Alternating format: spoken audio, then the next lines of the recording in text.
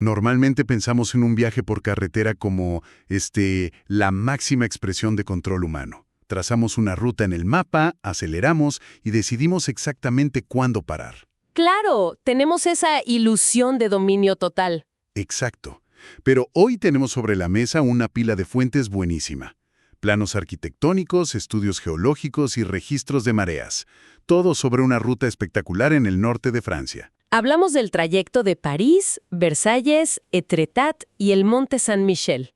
Y de hecho, al revisar la información, nos damos cuenta de que esto no es solo geografía. No, para nada. Ok, vamos a desmenuzar esto. Es una historia sobre cómo colapsa nuestra ilusión de control. Totalmente.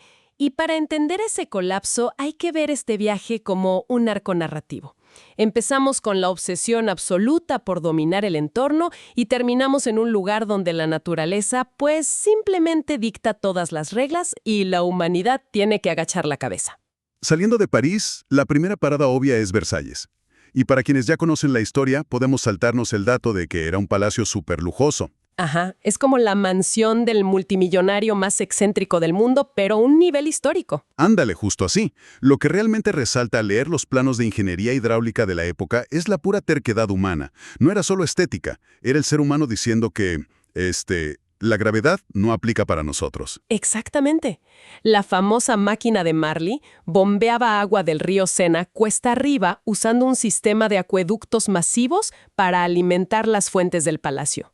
Era una demostración de sometimiento. Obligaban al agua a fluir al revés. Sí, todo en contra de su naturaleza, solo para el entretenimiento de la corte del Rey Sol.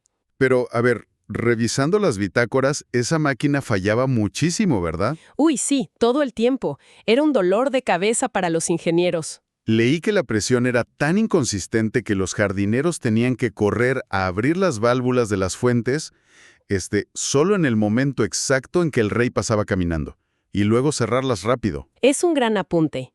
Toda esa majestuosidad era en el fondo una fachada insostenible, y eso hace que la transición geográfica hacia la costa norte sea tan simbólica. Dejamos el lujo de la realeza. Claro, dejamos atrás esa burbuja de control frágil en Versalles y llegamos a los impresionantes acantilados blancos y el mar azul de Etretat. Esto plantea una pregunta importante. A ver, ¿cuál? Pues, ¿cómo logra la naturaleza desmantelar literalmente el paisaje y esculpir sus propios monumentos como esos arcos masivos sin que la estructura entera se venga abajo? Yo siempre asumí que era, simple fricción.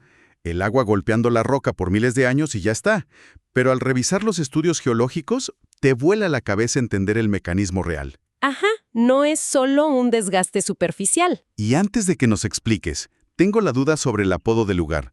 ¿Realmente las rocas parecen una trompa de elefante sobre el océano o es pura exageración de las guías turísticas? No, la forma es asombrosamente precisa. Parece un elefante hundiendo su trompa en el agua. Y sobre el desgaste, es un proceso mecánico mucho más violento de lo que uno pensaría. La clave está en la composición de la roca. O sea, las capas que la forman. Exacto. Esos acantilados intercalan tiza, que es muy blanda y porosa, con capas de sílex, que es extremadamente duro. Cuando las olas del mar rompen contra la pared, atrapan y comprimen aire dentro de las microfisuras de la tiza. ¡Guau! O sea, actúan como mini explosivos neumáticos desde adentro hacia afuera. El mar no solo empuja la roca, la hace estallar desde sus entrañas. Sí, es una fuerza destructiva metódica. Y de esa demolición natural en Etretat, pasamos de las formaciones naturales a una fusión perfecta entre la geografía extrema y la arquitectura humana. El clímax de la ruta, el Monte Saint-Michel. Así es, la llamada Maravilla de Occidente. Es una pequeña isla rocosa con una enorme abadía en la cima, que literalmente parece un castillo de cuento de hadas. Al caminar por sus estrechas calles empedradas llenas de tienditas, te sientes, como viajando en el tiempo a la Edad Media. Totalmente. Pero lo fascinante aquí es cómo la arquitectura medieval no intentó ganarle a la naturaleza, sino que diseñó todo alrededor de la mecánica extrema de las mareas. Cuando el nivel del mar sube, el monte se aísla por completo, convirtiéndose en una isla. Aquí es donde se pone realmente interesante, porque cuando uno piensa en una marea rápida, se imagina una pared de agua, como una ola gigante acercándose. Claro, como en las películas. Ajá, pero los registros oceanográficos lo explican de otra manera. La bahía del Monte San Michel es extremadamente plana. La analogía perfecta es pensar en derramar un vaso de agua sobre una mesa de cristal.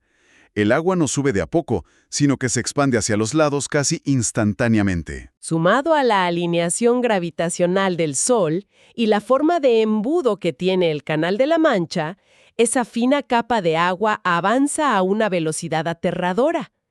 De ahí viene la famosa advertencia de que la marea regresa a la velocidad de un caballo al galope. Que es hermoso, pero peligrosísimo. Aunque, siendo muy analíticos, ¿es realmente tan rápido como un caballo? Suena a mito exagerado para vender postales. Bueno, los datos duros muestran que el agua avanza aproximadamente 1 metro por segundo. Físicamente no supera a un caballo de carreras. Ya decía yo.